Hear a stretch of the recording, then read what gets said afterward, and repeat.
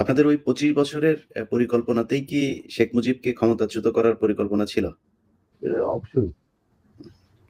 শেখ আচ্ছা। মুজিব কি? Sheikh Mujib was a major player to implement the Indian design over right, Baghdad. সোজা right, কথা। Right. জি। Sir ওটা রেখে কিভাবে তুমি দেশে হুম, মানে জাতীয়তাবাদী ভিত্তিতে নিজের সংস্কৃতি, নিজেদের ঐতিহ্য ভিত্তিতে, নিজেদের ধর্মীয় চেতনার ভিত্তিতে তুমি বাংলাদেশ বানাবে কিভাবে? How? How it is possible? এটা তো এই প্রশ্নটা তো আমার মনে হয় তোমার করাই উচিত ছিল। না এটা করার উচিত ছিল না কেন এটা করলাম আপনার মুখ থেকে শোনানোর জন্য।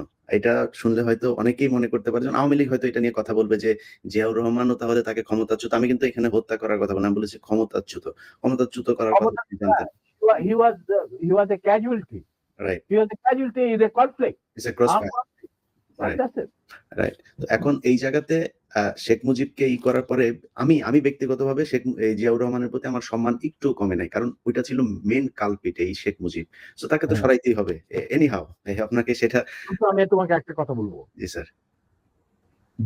আমি একজন মুসলমান হিসাবে বা একজন মানুষ হিসাবে হুম, কেউ মানে মানুষ বা একজন মুসলমান হিসাবে আমি কাউকে জাতির পিতা, জাতির মাতা, জাতির বন্ধু, জাতির ভাতিজা এগুলি আমি মানি না। এগুলি এগুলি এগুলি সঠিক বয়ান নয়। স্যার আপনি তো সেক্টর কমান্ডার ছিলেন। মানে মানে বীর উত্তম ছিলেন একজন। এই প্রশ্নটা আমি শেষ করিনি। জি, জি। আমরা এই যে সভ্য সমাজ তথাকথিত যেখান থেকে আমরা গণতন্ত্রের সবক নেই, যেখান থেকে আমরা মানবাধিকারের সবক নেই, যেখান থেকে আমরা শিখি হোয়াট ইজ ব্যক্তি স্বাধীনতা, বলার স্বাধীনতা, এই সমস্ত যেখান থেকে আমরা সবক নেই সেই সমস্ত দেশে কি জাতির পিতা, জাতির ফিতা, জাতির বাতা, এই সমস্ত আছে? বলো কোন দেশ আছে? ইউএসএ তে কয়েকজনকে তারা মানে ইউএস এর ফাউন্ডার মনে করেন। ফাউন্ডিং ফাদারও কেউ বলে না। রাইট। হুম, দেখো Nelson Mandela was a friend of mine. উনি তো কোনদিন একসেপ্ট করে নাই যে তাকে বলা হোক জাতির পিতা। হুম।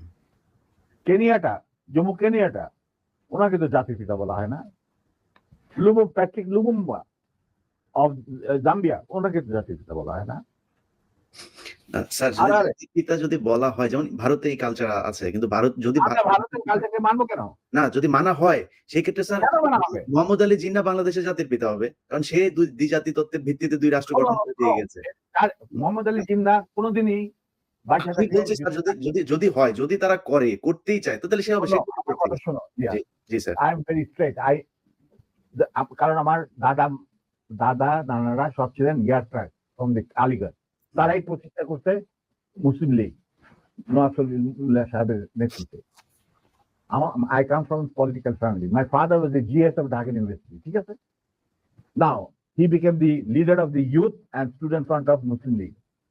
ওনারাই বিলেত থেকে নিয়ে আসছিল জিন্নাহকে টু প্রোভাইড লিডারশিপ। তাদের এক পয়েন্ট এজেন্ডা মুসলমানদের যেন স্বাধীন দেশ চাই। খুব গুরুত্বপূর্ণ কোশ্চেন আছে যে কোশ্চেন গুলো মানুষ অনেক এই ৫০ বছর অপেক্ষা করছিল। আমরা দ্রুত কোশ্চেনে যাই। পরের কোশ্চেনটা স্যার মানে ইয়েস নো স্যার মানে ২ ইয়েতে মানে জবাব। আমার দর্শকরা আর তোমার দর্শকরা আপনার দর্শক স্যার। তুই জাতির পিতা। কোন সভ্য দেশে জাতির পিতা বলে কোনো জিনিস নাই। এটা হলো আমার শেষ কথা। এটা তো স্যার মুজিববাদ প্রতিষ্ঠিত করতে হবে। যাক স্যার আমি এক কথা একটা গ্রুপের একটা সেগমেন্ট অফ দি পপুলেশনের চিন্তা ভাবনা। না স্যার সেগমেন্ট অফ এটা আলাদা একটা রিলিজিয়ন। আওয়ামী লীগ হচ্ছে একটা ধর্ম, ওদের ধর্মের এই প্রফেট হচ্ছে গিয়ে শেখ মুজিব। এটা শুধু মানুষ না ওরা আরেক জিনিস। এটাকে আপনি ঠিক করতে পারবেন। ওরা তো মানুষ না হলে অমানুষ হোক বা অন্য গ্রহ থেকে ওরা আগুন হোক, আমি বলবো তাদের মেন্টর যে ভারত, যেখানে এখন ওনারা গিয়ে আরামে এসে থাকতেছেন বাংলাদেশ থেকে পলায়া, কোনোদিন শুনি না কোনো প্রাইম মিনিস্টার পলাই যায়। আচ্ছা নিবে ওনারা পলাই গেছেন। এখন ওই দেশটাতে কোনো জাতির পিতা আছে কি? না আমি আপনার কাছ থেকে আমি ধারণা করছিলাম যে আপনি হয়তো শেখ মুজিব সম্পর্কে অনেক বাজেভাবে কথা বলবেন। কিন্তু আমি আপনার রেসপেক্ট এবং শালীনতা দেখে খুবই অভিভূত যে আপনি যথেষ্ট সম্মান নিয়ে আওয়ামী লীগের শেখা উচিত যে মেজর ডালিম সম্পর্কে তারা যা শুনেছে এতদিন, সেই মেজর ডালিম একবারও শেখ মুজিব সম্পর্কে বাজে কোনো ভাষা বলে নাই বা আপনার ওয়াইফকে অপহরণ করেছিল এই শেখ মুজিবের, তারপর গোলাম মোস্তফার ছেলে এরা, কামালের বন্ধু-বান্ধবেরা। এটা না গাজীপুর তো নিজে নিজে ছিল।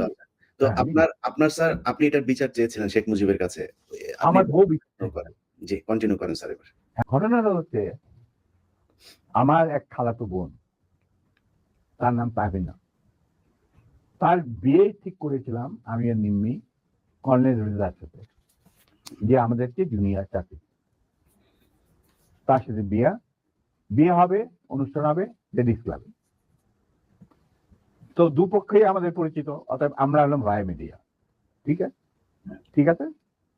তখন আমরা কি করলাম, সমস্ত অ্যারেঞ্জমেন্ট আমাদের উপরে দায়িত্ব আসলো। তো কাকে রাখি আর কাকে বাদ দিই, এত মানুষের সাথে পরিচিতি। তো আমরা যাই হোক বেশ ভালোই, প্রায় 2-3 হাজার লোকের মতো লোক ইনভাইট করা হলো, দুই তরফে।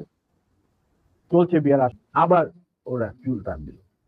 দ্বিতীয়বার টান দেওয়ার পরে বাপি পিছনে তাকে দেখো যে একটা ছেলে হাত সরিয়ে দিয়ে বলল যে তুমি চুল টান দিয়েছো? বলছে হ্যাঁ। বলছি কেন? সেটা আমরা দেখছিলাম যে এত সুন্দর চুল, এটা কি পরচুলা না আসল? আচ্ছা চিন্তা করো। সে তখন ইউনিভার্সিটিতে পড়ে, আর এই পুচকে ছেলে তখন বোধহয় স্কুলেও পড়ে না, বা স্কুলে 6-7 ক্লাস হবে। তখন বাপি বলে বেয়াদব ছেলে, তুমি আর এখানে বসবে না, তুমি অন্য কোথাও গিয়ে বস। আর ফোকসব গাড়ি থেকে নামলো, গাড়ি গোলাম মুস্তফা স্বয়ং, তার স্ত্রী কিন্তু উপস্থিত মেয়ে মহলে। উনি গাড়ি থেকে নেমেই চিৎকার করতে শুরু করলেন, মেজর ডালিম কোথায়, মেজর ডালিম কোথায়, মেজর ডালিম কোথায়? বহুত বার বাড়ছে, আর সহ্য করা যায় না। আমি বাইরে আসলাম, আসে গাড়ি গোলাম মুস্তফার সামনে বারান্দাতে।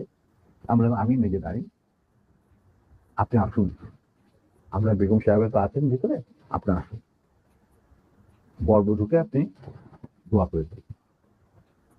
হারামজাদা বারবার আর্মির আজকে আমি উচিত শিক্ষা দেব। আমি দেখলাম আমার চারদিকে ঠেকাইলেও প্রায় 4-5 জন মানুষ, আর 4-5 জন খালে দাঁড়িয়ে। আমরা এটা কি, আমি একজন ট্রেন মানুষ, আমার স্কট আছে ওখানে প্রায় 4-5 জন, ওয়্যারলেস আছে, I can call anyone any time, MP unit যে ইউনিট দরকার হয়। এই কি অবস্থা, একটা বিয়ে বাড়ির মধ্যে এরকম একটা হুলস্থুল কাণ্ড। আপনি দেখেন কিছুই কি ব্যাপার কি, আপনি এতটা উত্তেজিত করেন। আমি তো জানি না যে এর মধ্যে কি ঘটনা ঘটে। ওখানে ওঠ, এ উঠা মাইক্রোবাইক, আমাকে ঠেলতে ঠেলতে নিয়ে যাচ্ছে মাইক্রোবাইক। আমার স্ত্রী বললো যে আপনি তাকে একা নিয়ে যেতে পারবেন না, আপনি আমাকে সঙ্গে নিয়ে যেতে। ঠিক আছে চল বলে ওরেও ধাক্কা দিয়ে উঠায় দিল মাইক্রোবাসে। তখন আমার খালা বললেন, এখানে আপনি নিয়ে যেতে চান, আমিও যাবো সাথে। কাজী কি স্যার তখন ঢাকা আওয়ামী লীগের সভাপতি নাকি? তখন সে আওয়ামী লীগের সভাপতি নয়, he was also the chairman of the Red Cross। বুঝতে পারলাম, শেখ মুজিবের সবচেয়ে প্রিয় লোক সে তখন। সে ঢাকার মধ্যে, মানে ঢাকা শহরে সে হলো মুজিবের সবচেয়ে বড় লাঠের সর্দার। অশিক্ষিত মূর্খ মানুষ সাধারণত রেড ক্রসের চেয়ারম্যান হয় না,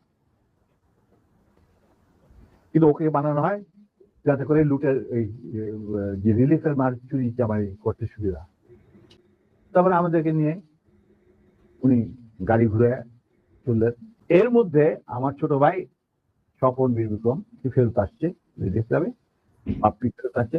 ওরা শুনলো যে এই ঘটনা ঘটছে, ওখান থেকে সোজা স্বপন চলে গেল এমপি ইউনিটে, ঢাকা ক্যান্টনমেন্টে।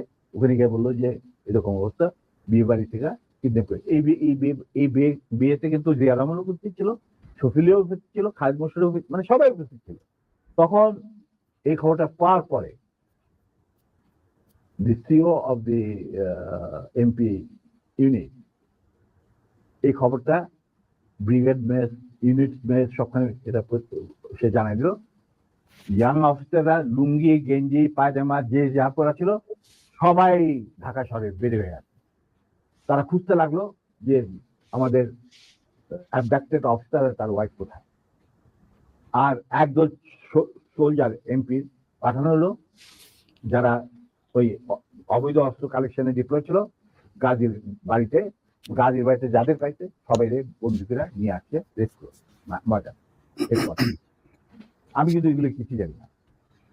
গাজী তখন আমার কথা শোনার পর ও ওটা কিছু চিন্তা করলো, চিন্তা করার পরে দেখলাম যে উনি লক্ষ্মীবেনের দিকে না গিয়ে 32 নম্বরের দিকে যাচ্ছে কলাবাগানে। আমি বললাম যে আলহামদুলিল্লাহ। হুম, তখন 32 নম্বরে গার্ড রেজিমেন্ট ছিল, ফার্স্ট ফিল্ড রেজিমেন্ট, যেটা আমার হাতে করা। তারা গার্ড দিচ্ছিল প্রাইম মিনিস্টারের বাড়ি, আমার জানা আছে। তো গাড়ি চললো, আমরা পিছনে যে চললাম আবার কাফেলাকে গাড়ি 32 নম্বরের গেটের ভিতরে ঢুকতে না দিয়ে বাইরে খাড়া করায়। কিছুক্ষণের মধ্যেই মাহবুব, আমি দেখলাম যে মাহবুব না, শেখ কামাল, রেহানা, তারপরে শেখ জামাল, বেগম মুজিব নিচে গেটের বাইরে এসে আমাদেরকে খালাম্মা টালাম্মা চলার অসুবিধা, মানে রক্তাক্ত চুল্লু, ওদের দেখে তো ওরা ঘাবড়ে গেছে। তারপরে নিম্মির অবস্থা, তো ভিতর নিয়ে আমাদের ভিতর নিয়ে গেল। তখন ভিতর না যাবো দেখলাম সিটিং রুমে প্রথম আমার ডাকলেন মুজিবুর রহমান আর আমার নিম্মিকে। তো রেহানারা সব ওখানে দাঁড়ায় রইল, মিসেস মুজিব দাঁড়ায় রইলেন। আমরা ভিতরে গেলাম, গিয়ে দেখি সব মুজিব বসে আছে, chief of staff, deputy chief staff, CGS and all. তখন এর মধ্যে গাজী গণস্তার বাসা থেকে ফোন আসছে প্রাইম মিনিস্টারের কাছে যে বাড়ির সবাই ধরে নিয়ে গেছে আর্মি। যতক্ষণ পর্যন্ত আমাদের অফিসার লেডি ওয়াইফকে না পাওয়া যাবে আমরা কাউকে ছাড়বো। আর ওই গার্ডম্যান 17 জন যে গার্ডম্যান গিয়েছিল মাইক্রোবাসিটি, এই খবর শুনা গাজেরও মুখ শুকায় গেছে, মুজিবুর রহমানেরও মুখ শুকায় গেছে, যার জন্য এই সবাইকে ডেকে নিয়ে আসছে, জিয়া রহমান, শফিউল্লাহ, খালেদ মোশাররফ। আচ্ছা, মিমিকে জড়াই ধরলেন মুজিবুর রহমান, মা তুই কাঁদিস না, তুই কাঁদিস না, আমি এটার বিচার করবো। এই হারামজাদা গাজী, তুই করছিস কে? এটা কি করলি তুই? যা ওর পা ধরে মাপচা, আমার বউয়ের পা ধরে মাপচা। গাজী একটু অগ্রসর হওয়ার পর আমার বউ বলো, নিজের চপ্পল খুলে বলল, খবরদার, তুমি আমার ক্ষমা পাওয়ার যোগ্য নয়, আমি তোমাকে ক্ষমা করতে পারবো না, তুমি পিছিয়ে যাও। মুজিব আর বাকিরা সব চুপ করে বসে, আমি চুপ করে দাঁড়িয়ে। তখন বলতেছে মা, আবার মুজিব আমার বউ জড়ে ধরে বললো, মা আমি এর উপযুক্ত বিচার করবো, তুই আমার ভরসা রাখ। তখন আমার বউ বলছিল, নিমি বলছিল যে চাচা, যাদের রক্তের উপরে আপনি আজ দেশের প্রধানমন্ত্রী, তাদেরই আজকে রক্ত ঝরায় তার স্বাধীন দেশে গাজীর মতো একটা কম্বল চলে আসে, আমি বিচারের মাল লাগবে, আল্লাহ তার বিচার করবে, আমি আপনার কাছে কোনো বিচার চাই না। তখন আবার বেগম মুজিব বলে, ওদেরকে উপরে নিয়ে যা। তখন ওদেরকে উপরে নিয়ে ওদের নাচতে নাচতে কি জানে না। এরপর আমার বলি একটা কর, শফিলা তুমি ওই আর্মি কন্ট্রোলে ফোন করে মোমিনরে বলো গাজীর পরিবারে ছেড়ে যাবে। তো শফিলা পিক আপ দি ফোন, ফোন করলাম মেজর মোমেনকে। মেজর মোমেন বললেন, sir I am sorry, we are deployed to recover the miscreants and the illegal arms operation, আমরা নিয়োজিত। আমি কিভাবে একজন 17 জন অস্ত্রধারীকে ছেড়ে দিতে পারি? Kazi has to produce the missing officer, his wife and এই 17 জন অস্ত্রধারীকে আমাদের কাছে সুপর্দ করতে হবে, তারপরে আমি ডিসাইড করবো আমি গাজীর ফ্যামিলিকে ছাড়বো কি ছাড়বো না। মুজিব সবই শুনলেন, এরকম ব্যাপার, এটা তো লিগাল কমপ্লিকেশন দেখা দিচ্ছে। তখন বলছি আর একবার তুই ফোন কর।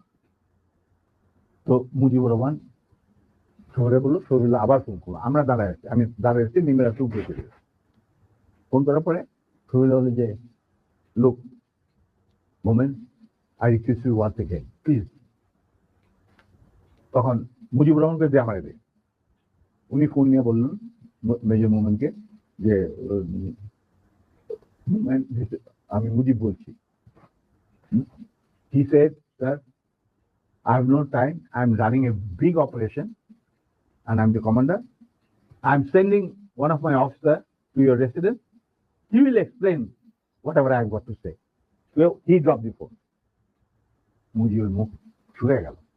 এখানে যারা বসা, জিয়া রহমান আর খালেদ মোশাররফ, নুরুজ্জামান এরা সব করে বসে তহসিলদার। তো শহীদ আসছে, দেশে ইমার্জেন্সি চলছে, আমাদেরকে প্রাইম মিনিস্টার খুব ঝুঁকিপূর্ণ দায়িত্ব দিয়েছেন, আমরা আমাদের যথাসাধ্য চেষ্টা করে যাচ্ছি। এখন উনি বললেন ঠিক আছে জানেন যা, আমি বিচার করব। আমি ভেরি গুড। তো এই আমার গাড়ি বাইক করে ওরা বাসায় পৌঁছে দিয়ে, ওরা নিবে এদেরকে বাসায় পৌঁছে, মানে মার্সিডিজ। আমি স্যার নট, বাইরের স্বপন আছে, আরো 2-4 দিনের মধ্যে আসে পড়তে, গাড়ির কোনো অভাব নাই, আমরা চলে যাব, আপনার গাড়ি দেওয়ার দরকার নেই। বলে কেন শোনো এক কাজ, গাড়িগুলো আরামদাদা তুই যাবি এ দেখাতে বিহার, বাকি কাজ যে সম্পূর্ণ হয় নাই সেটা সম্পূর্ণ করেন, সম্পাদন করার জন্য। নিমে বললো খবরদার তুমি আর লেডিস ক্লাবে ঢুকার তোমার কোনো অধিকার নাই, তুমি সেটা লস করতে তুমি যাবে না, ইউ উইল নট গো। তখন চুপ, তোমরা চলে যাই। আমরা চলে আসলাম। উনি বললেন যে একটা কোর্ট অফ ইনকোয়ারি করতে হবে। কাজের ব্যাপার, দোষ করলো গাজী, কোর্ট অফ ইনকোয়ারি হচ্ছে আমার। কুমিল্লা থাকা অবস্থায় হঠাৎ ঢাকা থেকে ফোন আসলো যে 13 জন অফিসারকে আরবি থেকে বাদ দেওয়া হয়েছে, ইনিশিয়ালি 65 জন অফিসারকে এনলিস্ট করা হয়েছে, আর প্রথম যে 7 জন অফিসার লিস্ট বাইরেছে পিও 9